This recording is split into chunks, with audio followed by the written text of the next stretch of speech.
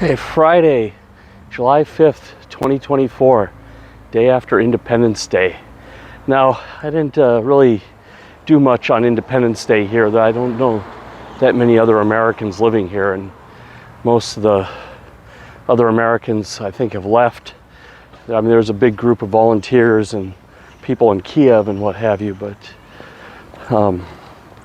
yeah, I didn't see any celebrations published or anything like that. I just got one message from this guy, Rostislav. He's a real estate agent, just wishing me a happy 4th of July. You know, that's about it. And he was just asking some opinion about some properties or something. I mean, I sometimes shoot the breeze with him on real estate, you know, and yeah, so that was about it. I mean, I actually logged in some work and, you know, just decided to go that way with it. So yeah, just use it to earn some extra money, as one would say.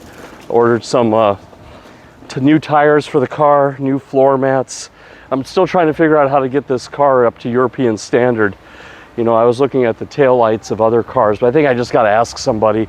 I got to write the Kia dealership somewhere in Poland or Norway or somewhere and ask them what it would take to, you know, convert the car. Because I don't know if it's you change the taillights or you just have to change a bulb in the taillights. So, you know, what's required. I don't know.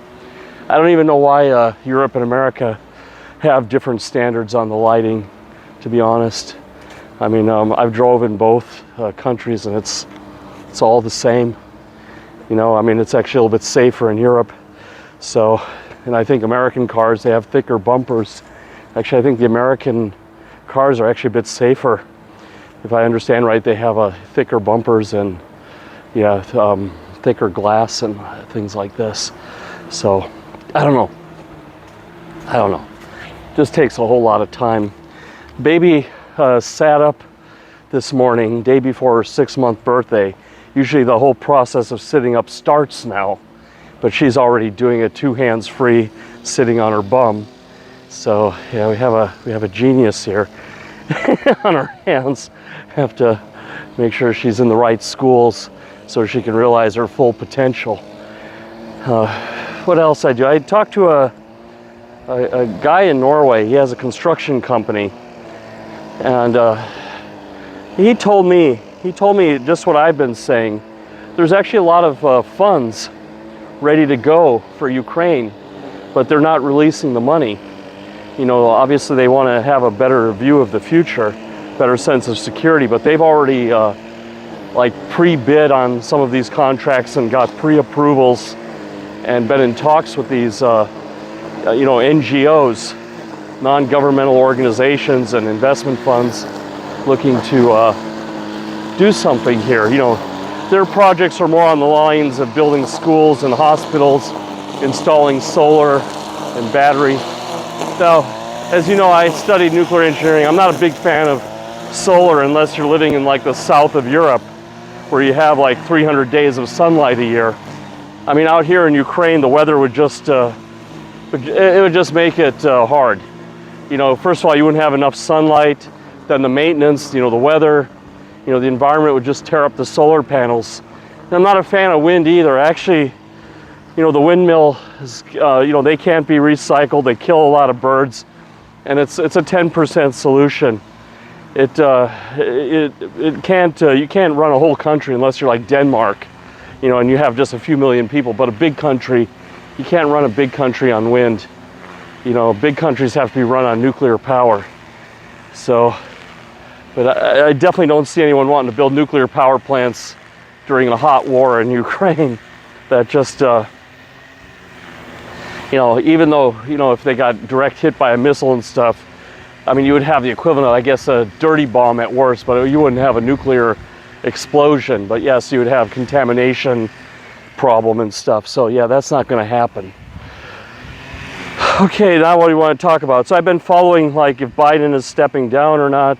There's still a lot of mixed news, but it looks like the Democrats are getting behind him. They're digging in, but then there's also rumors there's some stuff going on in the background. But something needs to happen soon. You know, we're only like 4 months, you know, 3 months now. It's, yeah, 3-4 months to the election. So This is just, like I said, the 11th hour when things get kicking into high gear. So if they're going to do a pivot, they got to do it now. But I saw some Trump ads, and what they're basically saying is that you're voting for Harris, that, you know, Biden won't make it through that term. And, you know, she's kind of an unknown quantity. I don't even know if the Ukrainians want to deal with her.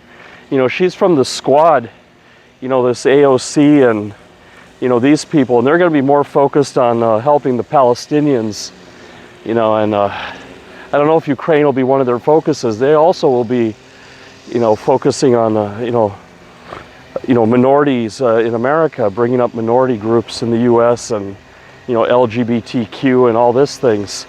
They're not going to be, I don't think Harris would really, she'll probably just do whatever Europe asks and, you know, sign whatever comes across her desk, but I don't see her being the leader and evangelist like Biden was. And I want to comment on another thing I saw about Biden. Someone posted that, you know, FDR was in a wheelchair and he got America through World War II, and, you know, that Reagan wasn't all there. Let's talk about that a little bit. If you're in a wheelchair and your brain is working, you know, this is like Governor Abbott in Texas, you're okay. You know, like I said, being able to talk and articulate is more important than being able to walk, you know. And there's plenty of precedent for that in the US and many other countries, I believe. So it's your brain and it's your cognitive ability that matter at the end of the day. I mean, you have one US senator, he was a Navy SEAL, lost an eye, he's in an eye patch, but when you listen to the guy talk, he can convince people, you know, he can move mountains. So that was a poor comparison to compare Biden to Roosevelt. Roosevelt was all there. Roosevelt made some great speeches, and you listen to him on back then they didn't even have TV, they had radio. So, you know, and you could listen to him talk and speak and everything. It was very hard to debate with him. He was quite witty. And, you know, incidentally, you know, when Roosevelt, you know, he was having affairs too. You know, he wasn't, you know, he was like Bill Clinton a little bit, even in a wheelchair. You know, so yeah, he was doing okay all the way up until his end. If you read about Roosevelt, you'll see he was quite the character. But, you know, Biden is really, it's too bad. You know, but like I said, we got to get pragmatic here. You know, I think what I'm reading in the Ukrainian media as well, like, and it's mixed, is they are kind of capitulating. I wouldn't say capitulating, but reconciling that they have to deal with the Trump presidency. They don't see any other way that it's going to happen. So, you know, so yeah. And what else? The other comparison to Reagan. Now, Reagan, yeah, he was a little bit out there, but he was already in his second term when his problems started kicking in. And if you'd watch his debates with Mondale, he owned Mondale. I mean, he just did one-liners. He did very clever one-liners, very well delivered. Reagan was very good at reading from the teleprompter, but he would say to Walter Mondale, "Here we go again." Mondale would say all this stuff, and Reagan would just disarm him with "Here we go again." And then Mondale shot himself in the foot by saying that he was going to raise everyone's taxes. Then Reagan didn't have to do anything, and he won all the states but Minnesota and Massachusetts in that re-election against Mondale. So, and when he ran against Jimmy Carter, the U.S. was in a massive recession, the worst since the Great Depression. I mean, the interest rates were 18-19%, housing was crashed, unemployment was like north of 10%, so he didn't have to do much. And I think Jimmy Carter was already, he wasn't into it. He wasn't really looking to win the second time. You know, the Iran hostage crisis really wrecked him. You know, especially when he lost the there was a special operations team that went in to try to get, it was Eagle Claw or something like that was the name of the operation, or Desert One, and all the helicopters crashed. The Delta Force and, you know, Army Rangers were lost in the Iranian desert, and it was just a big mess. And I think that broke Carter. He took that personally, and so it's very hard to compare Biden and Reagan. Reagan really was running unopposed, where Biden has definitely got some strong opposition. Like I said, it doesn't matter what Trump says, it's how he says it that's convincing his base. So we're like I said, if they don't switch out Biden for Gavin Newsom, he's the most ready to go, and then they find some suitable vice president who can bring in a swing state or two. We need to start preparing for the Trump presidency. It don't even matter if he's in jail or not. He can pardon himself. The Supreme Court gave, and people have to start thinking pragmatically and realistically about how to deal with this future instead of just saying unfair or, oh, he's a liar, he's this, he's that. We have to start preparing for it and then find a way so it doesn't happen again. They have to change their strategy. Democrats have to change, find a way to appeal to family people. Moderate Democrats like myself who tolerate a lot of things, but personally we don't accept it. But we'll vote for Democrats, but if they start ramming stuff down our throat or trying to overpower us with an agenda that's only held by 1% of the people, and try to make that mainstream, make that the mainstream culture, we either don't vote or we'll jump sides. I'm here in Ukraine, so I have to vote Biden, or if he's running. But I'm just saying, I'm not every American moderate Democrat lives in Ukraine. Most American moderate Democrats live in those swing states, and they've got to figure out what's on their mind. And I imagine most of them are people with families. They're mostly conservative, but they, are tolerant, and they know change is coming, but they just want to be respected. And that's, I think, what the Democrats they've got to fix that. They can't just, like I said, take this, culture, like having these, LGBTQ drag queens in the schools reading books and rubbing that in people's faces. It's a marketing and PR disaster. It's like the way the news works. It might have happened one time, and it's really actually not a big deal. It doesn't make a material effect even on the kids. They will decide for themselves what they like, at the end of the day, but perception is reality. How people see things is, or how people perceive things, the masses. Not everyone is like level-headed like myself that can pick apart things down to the micro detail and thinks about things like that. Most people are, grabbing headlines and, big ideas and, this sort of thing. So, yeah, Democrats have to learn that. They have to learn how to win in a democratic society where people vote and people have a voice and, people may not agree with you, versus being so pushy with their agenda. Because now we're going to get something worse, all this rights and everything they've been fighting for, it's all going to roll back because they push too hard. It's like the egg, right? If you hold it too loose, it falls out of your hand and breaks, and if you squeeze it too hard, it breaks. They, in this case, push too hard. They have to do things like slowly, like Bill Clinton did. Bill Clinton found the right equilibrium on this matter, and everyone was happy. Everyone found their way in those Clinton years. Those were some good times.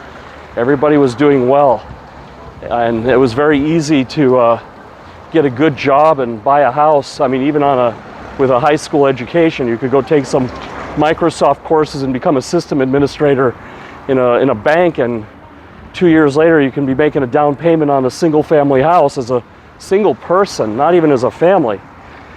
And I was living in those years. I bought my first house at 26. I bought it with a VA loan, and I was living in a 4-bedroom house by myself, and I had money left over every month. It was those Clinton years or something I really miss. Bill Clinton years, not the Hillary Clinton thing. I would never vote for her. Not in a million years. I would never vote for the wife of an ex-president. That's a bit too Argentina for me.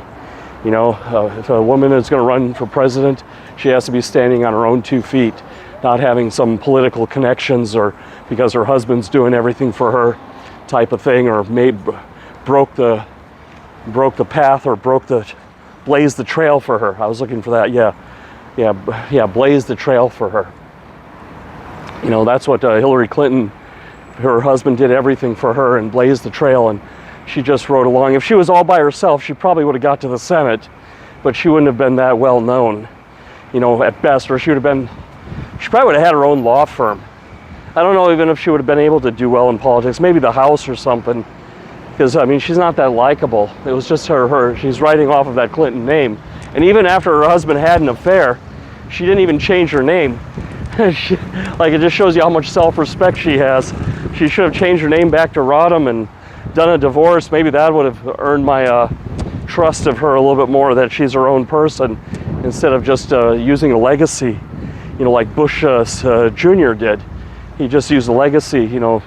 Bush Jr. never would have gotten that far if it wasn't for his father either. So, I'm not a fan of the legacy people. Although I voted for Bush the second time because I just couldn't stand John Kerry. He wasn't really presenting his economic agenda that well, and back then the Bush economy was quite okay. I was in real estate back then, and I didn't want to rock the boat.